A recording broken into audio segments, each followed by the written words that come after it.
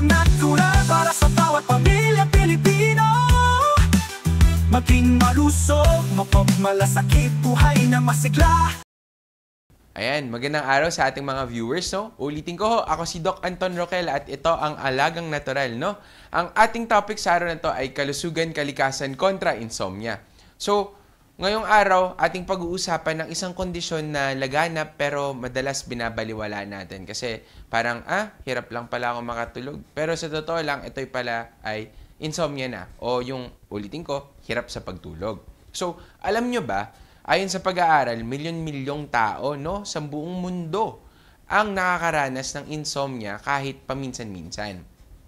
Dito sa Pilipinas, marami sa atin ang nagrereklamo ng puyat, balisang isip, at kulang sa pahinga. Ano nga ba kasi siguro yung sanhi nito? Ano ba talaga itong insomnia? Kaya kailangan nating tandaan, ang tulog kasi ay kasing halaga ng pagkain at ehersisyo ng ating katawan. So, alamin natin or tingnan natin kung ano ba talaga itong insomnia na yan at paano ba ito nakaka-apekto sa ating katawan. Simulan natin. Ito ang ating adhikain.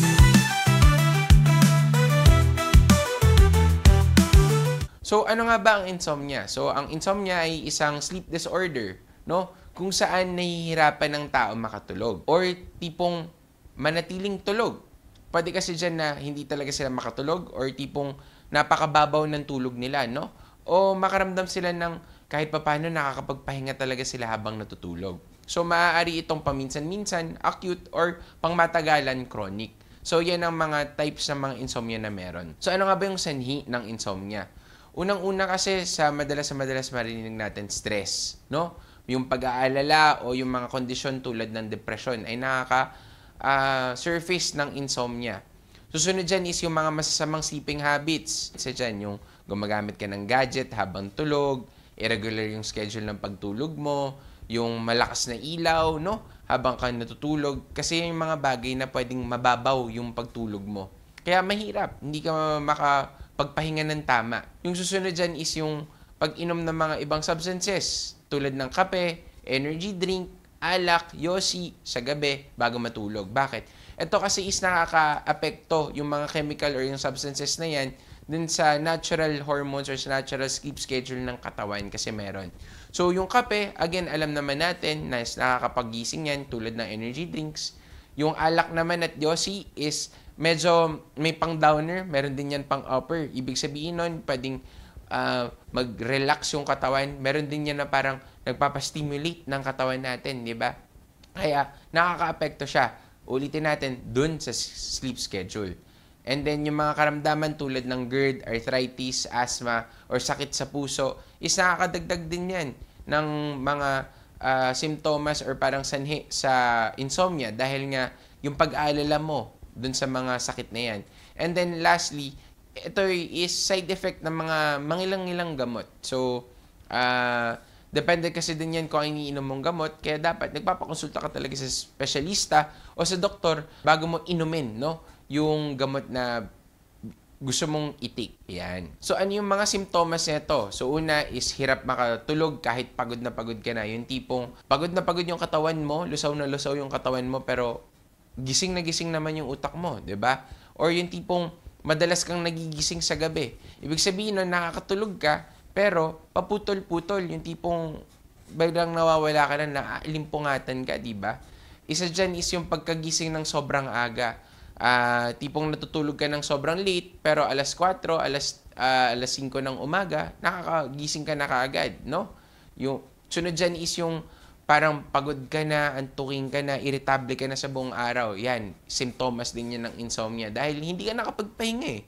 At saka, yung isa dyan is yung hirap mag-concentrate at bumabagal yung performance mo dahil nga kulang ka sa pahinga or hindi tip-top shape yung iyong isip, hindi fresh yung iyong utak, no?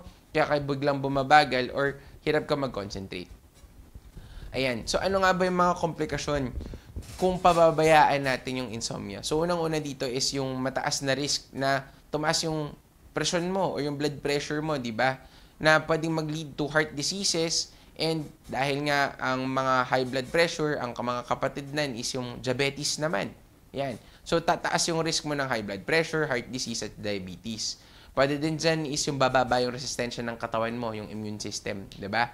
Kasama din dyan yung paglala ng anxiety o depression. Kasi isipin mo, may anxiety ka na, may depression ka pa, hindi ka pa makatulog, di ba? Hindi ka makapagpahinga, wala kang relaxation. So, etong mga bagay na to is, kumbaga, nag-a-add up siya or nagpapatong-patong. Sunod dyan is pagkakaroon ng aksidente. Lalo na sa pagkaantok, pwede kang madapa, mahulog, or kung ikaw yung nagdadrive, mabangga pa, wag naman sana, di ba? So, ito yung mga komplikasyon kung pababayaan natin na kulang ka sa tulog or kulang ka sa pahinga. Ayan. So, ano nga ba yung dapat nating gawin kapag dito? So, unang-una, gumawa tayo ng sleep routine. Ano yung sleep routine? Matutulog at gigising ka sa parehong oras ng araw. Ibig sabihin na yung sa mga alarms mo. Kung matutulog ka ng alas 10 ng gabi ngayon, bukas, alas 10 ka rin matutulog. Kung gigising ka ng alas 6 ng umaga, gigising ka ng alas 6 ng umaga. So, ang pinakakailangan kasi natin dito is tinutugma kasi din natin dun sa loob ng 6 to 8 hours, no, na sleep time schedule. Ang next natin dyan is iwasan na kasi natin gumamit ng gadget 1 oras bago matulog. Dahil bakit? Nakaka-stimulate kasi. Hindi lang po yan dahil sa blue light or sa malakas yung ilaw. Tandaan po natin is kung anong nakikita natin yung impormasyon na pumapasok sa utak natin is nakaka-apekto, paminsan nakaka-excite, nakaka-stimulate, no? Gumagalaw pa rin yung utak mo kahit dapat nagpapahinga na siya. Ayan. Susunod dyan is limitahan natin yung kape, alak, energy drink, at sigarilyo. Lalo na sa gabi. Bakit? Pwede kasing tuloy-tuluyan nan sa buong magdamag na hindi pa nalalabas or na-excrete ng katawan natin or nagagamit ng katawan natin. Kaya ngayon, parang gising na gising ka naman. In terms naman ng alak at sigarilyo, dahil nakakasira nga din kasi siya ng sleep schedule natin. No? Next natin is dyan is gawin natin komportable yung kwarto. Dapat, 3 bagay lang yan. Tahimik, madilim, malamig. Ito kasi yung comfortable or yung tipong ideal para mag-induce ng pagkaantok or ng sleepiness sa katawan natin. Tahimik para wala masyadong distractions, madilim para nakakapagpahinga yung mata natin, at malamig, at least kahit paano yung katawan natin is nagta-thermoregulate or tumutugma yung kanyang temperatura. Next natin din is yung mga relaxation techniques tulad ng deep breathing, no? Stretching or yung pagdarasal. Actually, huwag niyo po gawin yung pagdarasal para makatulog, no? Ang dasal ay sa dasal, pero iba naman yung sa deep breathing at saka stretching natin.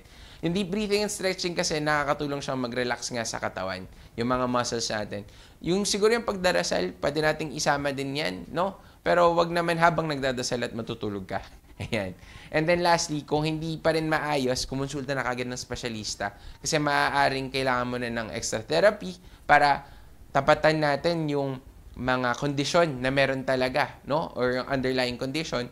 Or pwede ding gamot ka agad para kahit paano makatulong ka agad sa pagtulog. Ayan. No? So, bago natin tapusin yung segment natin na to, ang tulog kasi is kailangan natin yan eh. Sabi nga natin, para sa isang masustansyang katawan or malusog na katawan, kailangan masustansya yung kinakain, dapat well-hydrated ka, dapat maayos yung tulog mo, at saka yung ehersisyo na meron sa katawan. And if kung hindi nga natin magawa yung lahat na yun, dapat umiinom ka ng mga food supplements, lalo ng mga herbal supplements tulad ng Immune Advance at saka ng Flavon Pro na nakakatulong pasiglahin yung katawan at panatiliing maganda yung resistensya or yung immune system natin. Tulad ng Immune Advance at ng Flavon Pro na merong Lagundi para sa lung health, sa Flavon Pro na merong Yerba Buena laban sa mga inflammation at infection, at saka both na merong malunggay na superfood at vitamin C, no? At na may zinc na pangkontra sa mga ibang sakit pa. Kaya ayan talaga, nakakatulong talaga yung mga food supplements na if kung hindi natin nakukompleto yung 4 na sustansya, hydration, tamang tulog at ehersisyo. Flavon Pro, ang bisa ng 600mg caplet at Yerba Buena, Moringa, Lagundi at Vitamin C na mga go food for morning flexibility and whole day mobility. Kaya walang aray sa palaging pagkilos. Flavon Pro. Flavon Pro. Alam mo ba na ang flavonoids ay mabisang sangkap ng mga green leafy vegetables at kasama sa mga medicinal plants? Ito ay naglalaman ng mga benepisyo na tumutulong alagaan ang ating atay, puso at isip. at nakatutulong din sa pagbawas sa mga pananakit ng katawan. Pinag-aralan ng maraming universidad at mga siyentipiko. Kaya narito ang Flavon Pro. Flavon Pro. Ang Flavon Pro ay may mga sangkap ng yerba buena, moringa, lagundi at 110% reni ng vitamin C. Ang Flavon Pro ay gawa sa mga all-natural medicinal plants at 100% gawang Pinoy. Kaya palaging tandaan, Flavon Pro. Yes, Flavon Pro. Flavon Pro, kasama ang tamang diet at exercise. Ang partner mo sa pang-araw-araw na kilos at madaling paggalaw sa umaga, tanghali at gabi. Ang Flavon Pro ay mabibili sa mga suking botika, Lazada at Shopee o kaya'y tumawag sa aming hotline 0919-000-1738. Flavon Pro. Flavon Pro. Flavon Pro. Mahalagang paalala, ang Flavon Pro ay hindi gamot at hindi dapat gamiting panggamot sa anumang uri ng sakit. Ayan, welcome back sa ating next segment na Tanong ng Bayan. Ulitin ko po, ako si Doc Anton Roquel at ito ang Alagang Natural. Ang topic natin ay kalusugan, kalikasan, kontra insomnia. Ayan, no? So, ito yung ilang mga tanong, no, na madalas na gustong alamin tungkol sa insomnia. So, unang-una, normal lang ba na mahirap ang matulog paminsan-minsan? Okay, yes, normal ito, pero madalas, kung higit sa 3 gabi na, lalo na kung sunod-sunod, kada linggo, maaari na kasing tawagin natin tong insomnia. Ang pinakamahirap kasi dito is kapag tumuloy-tuloy dahil nga yung sleep schedule is nasisira. So meron tayong tinatawag na parang circadian rhythm sa ating katawan. Ito yung sleep wake cycle natin, no? Kapag nasira kasi ito, mas pumapasok or mas nagki-creep in lalo si insomnia kasi mas mahirap na natin siyang ibabalik dahil nagiging habit na nga ng katawan natin. Ayan. Next, pwede bang magdulot ng insomnia ang stress? Yes, no? Pwede. Kasi ang stress at ang anxiety ay isa sa mga pinakakaraniwang sanhi ng acute insomnia. Ibig sabihin yung matinding pag-alala, no? Kasama dyan sa pwede kasing magdulot ng insomnia natin. Ayan. So next, nakatutulong po ba ang afternoon nap, no? Okay. So, depende yan kung gaano kahaba yung nap mo. Kung maikli lang na parang power nap na mga 20-30 minutes, yes, makakatulong siya. Pero kung mahaba naman yan, kung ang nap mo mabot ng 3-4 na oras, wag naman sana, di ba? Maaari talaga maka-apekto yan sa pagtulog mo sa gabi. At hindi na yun nap, tulog na po yun, no? Ayan. Next natin is, safe ba ang melatonin? Okay. Yes, kung gagamitin ng tama at pansamantala. Okay. So, unahin po natin, hindi kasi dapat araw-araw, no, na iniinom to, lalo na if kung walang payo ng doktor o ng spesyalista. Kaya dapat yung pag-inom ng melatonin, sabi nga natin, kahit anong food supplement man yan or herbal, is dapat merong consultation ng spesyalista o ng doktor bago natin i-take. No? Sige. Next natin is, masama ba ang uminom ng kape kung may insomnia? Okay. Hindi naman masama, no? Pero kasi, tandaan natin na ang kape ay merong caffeine. At ang caffeine ay isang stimulant na maaaring magtagal sa katawan ng 6 hanggang 8 oras, no? So, mas lalong mahihirapang matulog nan if kung iinom ka pa ng kape, lalo na kung sa hapon ka iinom. 'Di ba? Kasi dahil nga 6 hanggang 8 oras siya. Kung sa umaga naman, most likely hindi naman siya makaka-apekto. Kaya dapat, yung timing ng pag-inom ng kape, is tinitingnan din natin. Totoo bang mas madaling makatulog kung iinom ng alak? Okay. Very controversial, pero actually hindi po.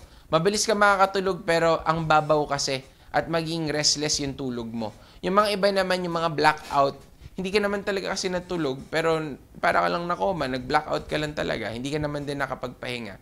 Kaya yung susunod na araw mo para kang may hangover, masakit yung katawan mo, hindi ka well-relaxed, kumbaga. No? Ang meron kasi sa alak is sometimes nga, sabi nga natin, downer siya or sometimes upper siya. Ibig sabihin, pwede siya makapag-stimulate, pwede din siya makapag-induce ng pampatulog. Ayan. Nakakatulong po ba ang gatas bago matulog? Yes. Sa totoo lang po, yes. So, yung maligamgam na gatas, no, tulad ng mga binibigay sa baby, is nakakatulong sa pagtulog. Dahil sa tinatawag nating tryptophan, no, nakakatulong na mag-relax yung katawan natin. So, next question. Pwede bang magdulot ng insomnia ang cellphone? Yes. Okay. So, bukod po sa blue light kasi na nangmumula sa gadget, no, na pumipigil sa melatonin sa katawan,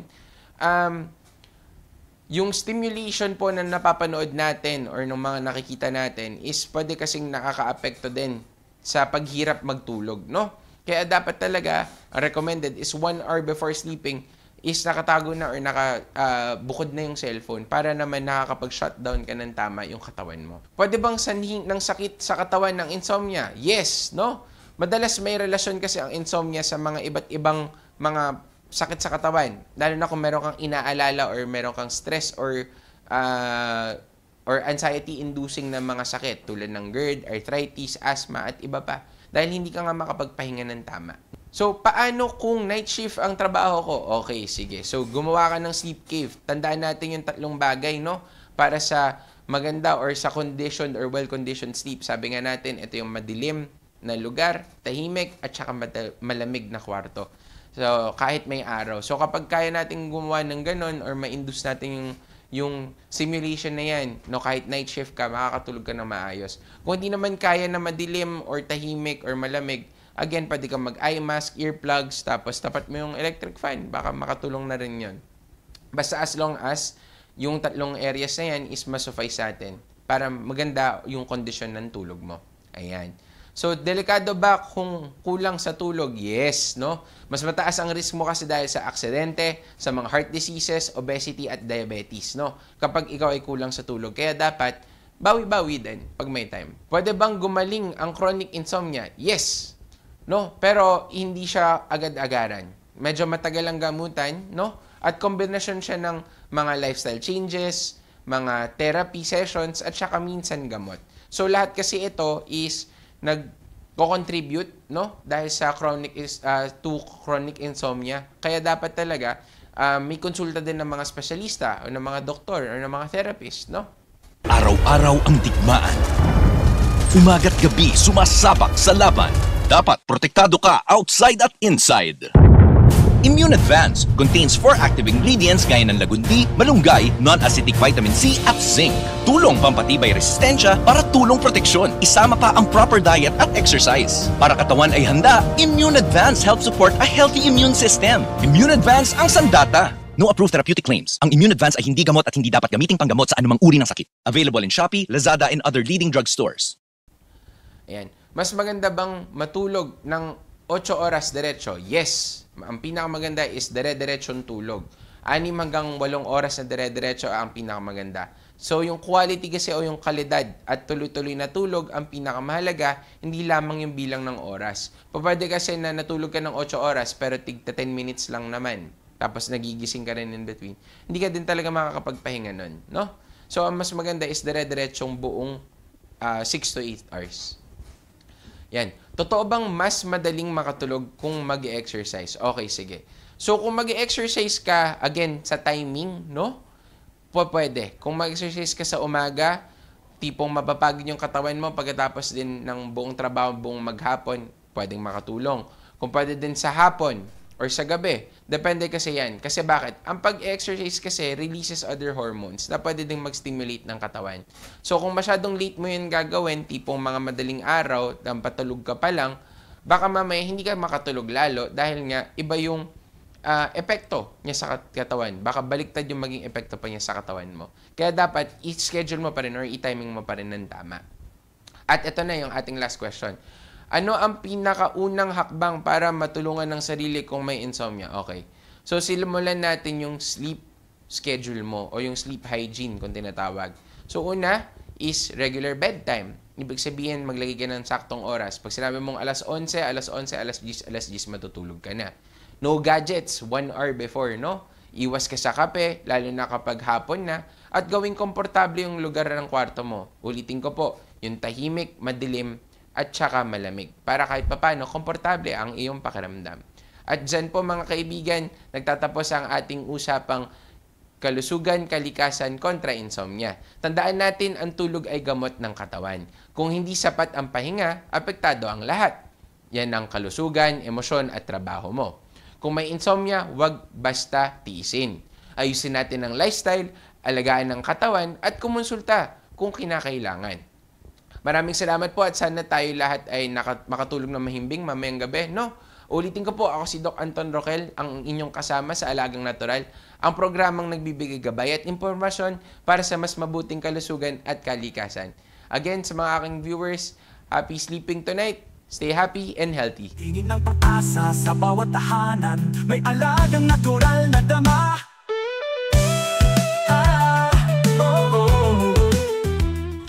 Hi everyone! Ako po si Doc Engineer Arnold Divina.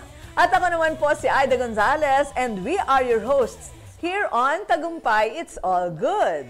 Dito sa channel ito, we bring you real stories, inspiring journeys, and good vibes na siguradong magpapalakas ng inyong umaga. Kaya naman, don't miss out. Follow and like us on Facebook. And don't forget to subscribe to our YouTube channel. Just search Tagumpay It's All Good. At syempre, share nyo na rin sa inyong pamilya, barkada at kapitbahay. Let's spread good news, good vibes, and God's goodness. Dahil sa Tagumpay, it's all good!